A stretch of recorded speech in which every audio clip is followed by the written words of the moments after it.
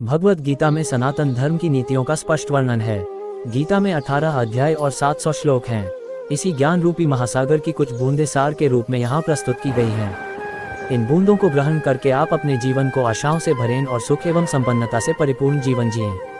महाभारत के युद्ध के समय कुरुक्षेत्र की रणभूमि में भगवान श्री कृष्ण ने अर्जुन को जो उपदेश दिया है, उन्हीं उपदेशों का संकलन है श्रीमद् भगवद गीता। असल में यह उपदेशों का संकलन प्रश्न और उत्तर के रूप में है। अर्जुन कई प्रश्नवाचक चिन्हों के भंवर में फंसे हुए होते हैं और भगवान श्री कृष्ण इन्हीं प्रश्नों का उत्तर देते हुए अर्जुन को इस चक्रव्यूह से बाहर निकालते हैं। भगवद गीता ही है जो आधुनिक युग में समस्याओं से घिरे हुए मनुष्य को एक कर्मशील जीवन जीने के लिए प्रेरित करती है। गीता ऐसे प्रेरणादायक संदेशों का महासागर है जो जीवन से निराश मनुष्य को आशाओं से भर देती है। ठीक उसी प्रकार जिस प्रकार भगवान श्री कृष्ण ने अर्जुन की निराशाओं को दूर किया और उसे युद्ध लड़ने के लिए प्रेरित किया। आज की इस भागती दौड़ती जिंदगी में मानव को, उसके मन को, उसकी आत्मा को अगर कोई शांत, स्थिर और प्रसन्नचित रख सकता है तो वह है श्रीमद् भगवद गीता। आत्मा को शस्त्र काट नहीं सकते और न अग्नि इसे जला सकती है, जल इसे गीला नहीं कर सकता और वायु इसे सुखा नहीं सकती। अगर आपको हमारे इस ज्ञान की सागर चैनल में श्री कृष्ण जी की बातें दिल को छुए तो सब्सक्राइब करना ना भूले और कमेंट में जय श्री राधे कृष्णा लिखे। भगवान आपके दुखों का निवारण करे। अब श्रीमद् भगवद गीता के अनमोल वचन। जन्म लेने वाले की मृत्यु निश्चित है और मरने वाले का जन्म निश्चित है, इसलिए जो अटल है, अपरिहार्य है, उसके विषय में तुमको शोक नहीं करना चाहिए। नरक के 3 द्वार होते हैं, वासना, क्रोध और लालच। परमात्मा को प्राप्ति के इच्छुक ब्रह्मचर्य का पालन करते हैं। एक ज्ञानवान व्यक्ति कभी भी कामुक सुख में आनंद नहीं लेता। कोई भी इंसान जन्म से नहीं बल्कि अपने कर्मों से महान बनता है। श्रीमद् भगवद गीता का उपदेश। प्रबुद्ध व्यक्ति के लिए गंदगी का ढेर, पत्थर और सोना सभी समान हैं। कर्म मुझे बांधता नहीं, क्योंकि मुझे कर्म के प्रतिफल की कोई इच्छा नहीं। जिस प्रकार अग्नि स्वर्ण को परखती है, उसी प्रकार संकट वीर पुरुषों को। समय से पहले और भाग्य से अधिक कभी किसी को कुछ नहीं मिलता है। कर्म के बिना फल की अभिलाषा करना व्यक्ति की सबसे बड़ी मूर्खता है। ये सृष्टि कर्म क्षेत्र है, बिना कर्म किए यहाँ कुछ भी हासिल नहीं हो सकता। जो मन को नियंत्रित नहीं करते उनके लिए वह शत्रु के समान कार्य करता है। जो दान बिना सत्कार के कुपात्र को दिया जाता है वह तमस दान कहलाता है। अपने अनिवार्य कार्य करो, क्योंकि वास्तव में कार्य करना निष्क्रियता से बेहतर है। सदैव संदेह करने वाले व्यक्ति के लिए प्रसन्नता ना इस लोक में है ना ही कहीं और। फल की अभिलाषा छोड़कर कर्म करने वाला पुरुष ही अपने जीवन को सफल बनाता है। जो हुआ वह अच्छा हुआ, जो हो रहा है वह अच्छा हो रहा है, जो होगा वो भी अच्छा ही होगा। मेरा तेरा, छोटा बड़ा, अपना पराया, मन से मिटा दो, फिर सब तुम्हारा है और तुम सबके हो। मन की गतिविधियों, होश, श्वास और भावनाओं के माध्यम से भगवान की शक्ति सदा तुम्हारे साथ है। धरती पर जिस प्रकार मौसम में बदलाव आता है, उसी प्रकार जीवन में भी सुख दुख आता जाता रहता है। लोग आपके अपमान के बारे में हमेशा बात करेंगे। सम्मानित व्यक्ति के लिए अपमान मृत्यु से भी बदतर है। आत्मज्ञान की तलवार से अपने हृदय से अज्ञान के संदेह को काटकर अलग कर दो। उठो, अनुशासित रहो। सफलता जिस ताले में बंद रहती है वह 2 चाबियों से खुलती है। एक कठिन परिश्रम और दूसरा दृढ़ संकल्प। मैं भूतकाल, वर्तमान और भविष्य काल के सभी जीवों को जानता हूँ, लेकिन वास्तविकता में मुझे कोई नहीं जानता है। जो दान कर्तव्य समझकर बिना किसी संकोच के किसी जरूरतमंद व्यक्ति को दिया जाए वह सात्विक माना जाता है। जो पुरुष सुख तथा दुख में विचलित नहीं होता और इन दोनों में संभाव रहता है वह निश्चित रूप से मुक्ति के योग्य है। कर्म वह फसल है जिसे इंसान को हर हाल में काटना ही पड़ता है, इसलिए हमेशा अच्छे बीज बोए ताकि फसल अच्छी हो। जो लोग भक्ति में श्रद्धा नहीं रखते वे मुझे पा नहीं सकते, अतः वे इस दुनिया में जन्म मृत्यु के रास्ते पर वापस आते रहते हैं। मैं धरती की मधुर सुगंध हूँ, मैं अग्नि की ऊष्मा हूँ, सभी जीवित प्राणियों का जीवन और सन्यासियों का आत्मसंयम भी मैं ही हूँ। वह जो सभी इच्छाएं त्याग देता है और मैं और मेरा की लालसा और भावना से मुक्त हो जाता है, उसे शांति प्राप्त होती है। मेरे लिए ना कोई घृणित है ना प्रिय, किंतु जो व्यक्ति भक्ति के साथ मेरी पूजा करते हैं वो मेरे साथ हैं और मैं भी उनके साथ हूँ।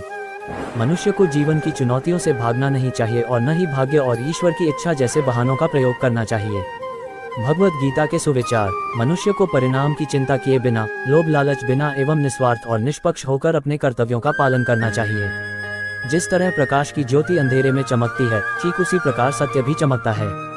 इसलिए हमेशा सत्य की राह पर चलना चाहिए। जिस मनुष्य के अंदर ज्ञान की कमी और ईश्वर में श्रद्धा नहीं होती, वो मनुष्य जीवन में कभी भी आनंद और सफलता को प्राप्त नहीं कर पाता।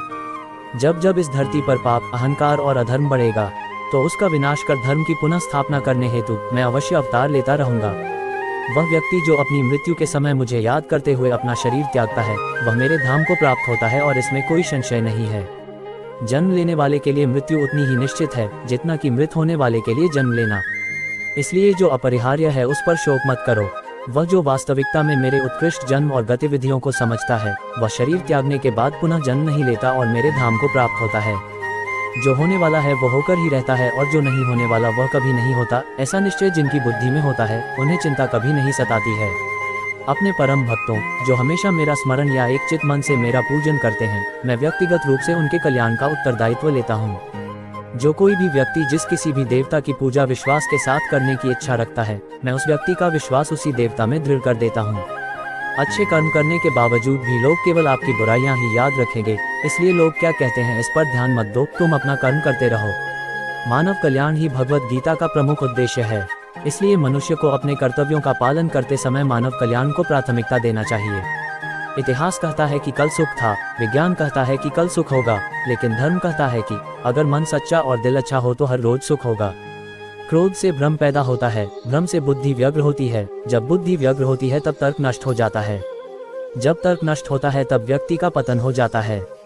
अपने आप को ईश्वर के प्रति समर्पित कर दो, यही सबसे बड़ा सहारा है। जो कोई भी इस सहारे को पहचान गया है वह डर, चिंता और दुखों से आज़ाद रहता है। मनुष्य को अपने कर्मों के संभावित परिणामों से प्राप्त होने वाली विजय या पराजय, लाभ या हानि, प्रसन्नता या दुख इत्यादि के बारे में सोचकर चिंता से ग्रसित नहीं होना चाहिए। तुम क्यों व्यर्थ में चिंता करते हो?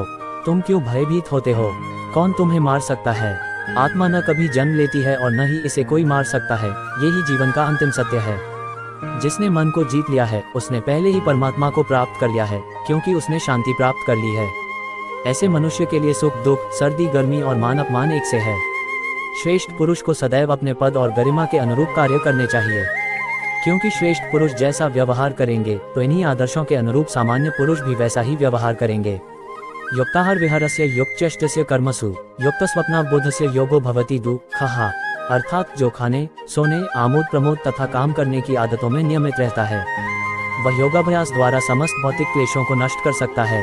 जिसने मन को जीत लिया है उसने पहले ही परमात्मा को प्राप्त कर लिया है, क्योंकि उसने शांति प्राप्त कर ली है। ऐसे मनुष्य के लिए सुख दुख, सर्दी गर्मी और मान अपमान एक से है। न तो ये शरीर तुम्हारा है और न ही तुम इस शरीर के मालिक हो। ये शरीर 5 तत्वों से बना है, आग, जल, वायु, पृथ्वी और आकाश। एक दिन ये शरीर इन्हीं 5 तत्वों में विलीन हो जाएगा। मनुष्य का मन इंद्रियों के चक्रव्यूह के कारण भ्रमित रहता है, जो वासना, लालच, आलस्य जैसी बुरी आदतों से ग्रसित हो जाता है। इसलिए मनुष्य का अपने मन एवं आत्मा पर पूर्ण नियंत्रण होना चाहिए। मनुष्य को अपने धर्म के अनुसार कर्म करना चाहिए, जैसे विद्यार्थी का धर्म विद्या प्राप्त करना, सैनिक का धर्म देश की रक्षा करना आदि। जिस मानव का जो कर्तव्य है उसे वह कर्तव्य पूर्ण करना चाहिए। मैं सभी प्राणियों को एक समान रूप से देखता हूँ, मेरे लिए ना कोई कम प्रिय है ना ही ज्यादा। लेकिन जो मनुष्य मेरी प्रेम पूर्वक आराधना करते हैं वो मेरे भीतर रहते हैं और मैं उनके जीवन में आता हूँ। तुम्हारा क्या गया जो तुम रोते हो? तुम क्या लाए थे जो तुमने खो दिया? तुमने क्या पैदा किया था जो नष्ट हो गया? तुमने जो लिया यहीं से लिया, जो दिया यहीं पर दिया। जो आज तुम्हारा है कल किसी और का होगा, क्योंकि परिवर्तन ही संसार का नियम है। जो मनुष्य जिस प्रकार से ईश्वर का स्मरण करता है उसी के अनुसार ईश्वर उसे फल देते हैं।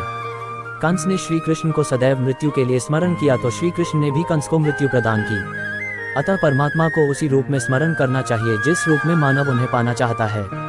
असंशयम महाबाहो मनो दुर्निग्रह चलम अभ्यासेन्तु कौन्तेय वैराग्येन च गृह्यते, अर्थात हे महाबाहो, संदेह मन चंचल और कठिनता से वश में होने वाला है, परंतु हे कुंती पुत्र, उसे अभ्यास और वैराग्य के द्वारा वश में किया जा सकता है। जय श्री कृष्णा। धन्यवाद।